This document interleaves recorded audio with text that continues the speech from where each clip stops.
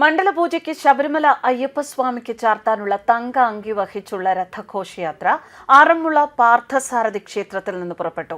ദർശന പുണ്യം powered by Bharat Lajna multi state housing cooperative society limited. Sabarimala വിശേഷങ്ങൾ powered by BLM. എല്ലാവർക്കും ഭവനമുള്ള India BLMന്റെ ലക്ഷ്യം. ഡിസംബർ 27 രാവിലെ 10:10 11:30 ഇടയിലുള്ള മുഹൂർത്തത്തിലാണ് ഈ വർഷത്തെ മണ്ഡലപൂജ. തിരുവിതാംകൂർ മഹാരാജാവ് അയ്യപ്പസ്വാമിക്ക് മണ്ഡലപൂജയ്ക്ക് ചാർത്താനായി സമർപ്പിച്ചതാണ് തങ്ക അങ്കി. ഡിസംബർ 26 വൈകിട്ട് ശബരിമല സന്നിധാനത്ത് തങ്ക അങ്കി ഘോഷയാത്ര എത്തും.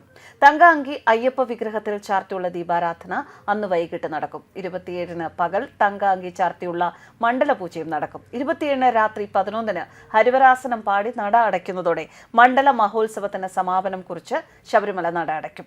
പിന്നീട് മകരവിളക്ക് മഹോത്സവത്തിന് 30 നട വീണ്ടും തുറക്കും. ഡിസംബർ 26 രാവിലെ 8 പെരുന്നാട് ശാസ്താക്ഷേത്രം, 9 ലാഹ സത്രം, 10 പ്ലാപ്പള്ളി, 11 നിലയ്ക്കൽ ക്ഷേത്രം, ഉച്ചയ്ക്ക് 1 ചാലക്കയം, 1:30 പമ്പ. പമ്പയിൽ നിന്ന് ഉച്ചകഴിഞ്ഞ് 3 പുറപ്പെട്ട് വൈകുന്നേരം 5 ശരംകുത്തിയിൽ എത്തിച്ചേരും. ഇവിടെ നിന്നും ആചാരപൂർവ്വം സ്വീകരിച്ച് സന്നിധാനത്തേക്ക് ആനയിക്കും. 18-ാം പടി കയറി സോപാനത്ത് എത്തുമ്പോൾ തന്ത്രിയും മേൽശാന്തിയും ചേർന്ന് ഏറ്റുവാങ്ങി അയ്യപ്പ വിഗ്രഹത്തിൽ തങ്ക അങ്കി ചാർത്തി 6:30 ദീപാരാധന നടക്കും. 27 ഉച്ചയ്ക്ക് തങ്ക അങ്കി ചാർത്തി മണ്ഡലപൂജ നടക്കും. News desk കർമ്മസ്. 18-ാം പടിയും കൊടിമരവും ശ്രീകോവിലും ഉൾപ്പെട്ട ശബരിമല ക്ഷേത്രത്തിന്റെ ആകൃതിയിലൊരുക്കിയ രഥത്തിലാണ് തങ്കയങ്കി കൊണ്ടുപോകുന്നത്.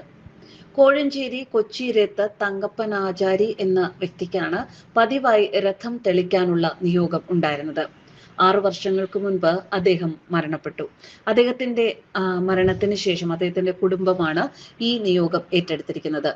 സ്വന്തം ജീപ്പിന്റെ മുകൾ ഭാഗം അഴിച്ചുമാറ്റിയാണ് തങ്കപ്പൻ ആചാരി രഥം തയ്യാർ ചെയ്തത്. രഥത്തിൽ കമനീയമായ ചിത്രപ്പണികളും പുലിക്കൂട്ടവുമായി അയ്യപ്പൻ പന്തളം കൊട്ടാരത്തിൽ പ്രവേശിക്കുന്ന രംഗവുമുണ്ട്. ആദ്യകാലത്ത് കോട്ടയത്ത് നിന്ന് ഹംസരഥം കൊണ്ടുവന്ന് അതിലായിരുന്നു തങ്കയങ്കി കൊണ്ടുപോരുന്നത്. സ്വന്തം കൈയാൽ രഥമൊരുക്കി എഴുന്നള്ളിക്കാൻ തങ്കപ്പൻ ആചാരിക്ക് നിയോഗം ലഭിച്ചതിന് വർഷങ്ങൾക്കപ്പുറത്തുള്ള അനുഭവത്തിന്റെ പിൻബലവും ഉണ്ടായിരുന്നു. ഹംസരഥം ഒരുക്കാനായി പതിവായി തങ്കപ്പൻ ആചാരിയായിരുന്നു ജീപ്പുമായി കോട്ടയത്ത് പോയിരുന്നത്.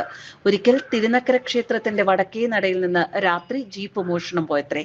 പിറ്റേന്ന് പുലർച്ചെ രഥമൊരുക്കി തങ്കയങ്കി കൊണ്ടുപോകാനായി ജീപ്പ് ആറന്മുളയിൽ എത്തിക്കണമായിരുന്നു. മനമുരുകി അയ്യപ്പസ്വാമിയെ പ്രാർത്ഥിച്ച തേരാളി ജീപ്പ് തിരികെ കിട്ടിയാൽ വീട്ടിൽ വെച്ച് തന്നെ സ്വന്തമായി രഥം തയ്യാർ ചെയ്ത് ഇനി മുതൽ എത്തിക്കാം എന്ന് ഉണർത്തിച്ചു. അത്ഭുതമെന്ന പോലെ പുലർച്ചയ്ക്ക് മുൻപായി കഞ്ഞിക്കുഴിക്ക് സമീപത്ത് നിന്ന് ഉപേക്ഷിക്കപ്പെട്ട നിലയിൽ ജീപ്പ് കണ്ടെത്തി. വീട് പണിക്കായി സൂക്ഷിച്ചിരുന്ന തടി കൊണ്ട് ക്ഷേത്ര മാതൃകയിൽ തന്നെ രഥമൊരുക്കി അത് തെളിച്ച് തങ്കപ്പൻ ആചാരി തേരാളിയായി.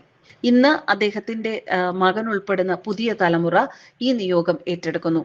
വഴിനീളെ നിറപറയും ആരതിയും വാദ്യമേളവും വെടിക്കെട്ടും അന്നദാനവുമായി അയ്യപ്പ ഭക്തർ തങ്കയങ്കി രഥയാത്രയെ സ്വീകരിക്കും. പമ്പയിൽ നിന്ന് 3 പുറപ്പെട്ട് 5 ശരംകുത്തിയിൽ എത്തുന്ന തങ്കയങ്കി ഘോഷയാത്ര ദേവസ്വം അധികൃതർ സന്നിധാനത്തിലേക്ക് സ്വീകരിച്ച് ആനയിക്കും. തുടർന്നാണ് തങ്ക അങ്കി ചാർത്തി മണ്ഡലപൂജ. മണ്ഡലപൂജ കഴിഞ്ഞ് തങ്കയങ്കി ആറന്മുളയിൽ എത്തിച്ച് ദേവസ്വം വക ഭണ്ഡാരത്തിൽ സൂക്ഷിക്കും.